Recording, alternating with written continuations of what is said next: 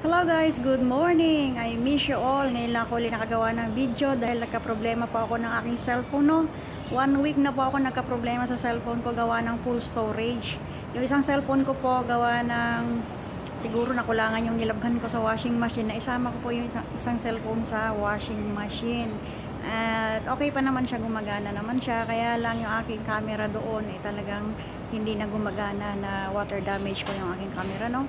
So nagka-problema ako, ito na lang ang ginagamit ko, ang cellphone na to for video sana. Kaya lang full storage siya. So lahat na po ginawa ko para maalis, no. Ang dami ko ng mga photos na binura, almost 1,000 na ang nabura ko ng mga photos, and then videos ganun din. Marami na akong videos na binura. Pero ganun pa rin, walang nagbago. Full storage pa rin. Ang dami ko ng mga apps na binura din, na mga kailangan ko, pero binura ko na. Sabi ko ililipat ko na lang sa kabilang cellphone ko kasi gumagana pa naman yung isa.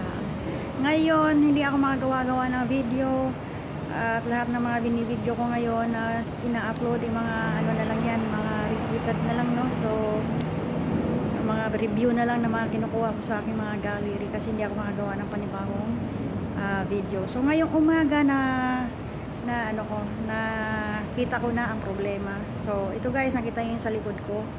Ayan, pakita ko sa inyo, no. So ayan po ang gallery natin. Kapag pala tayo ay may dinidelete na mga photos, meron siyang deleted items na nakalagay ayan sa baba. So kailangan natin i-delete pa yan kasi lahat ng mga dinelete natin is may copy pa sila.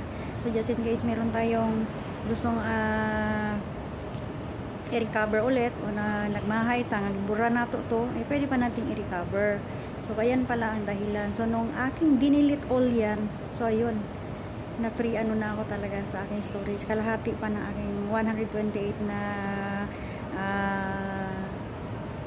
aking tawag to, storage na-restore ko, no. So ayan, kaya nakakapagawa na ako ng video ngayon.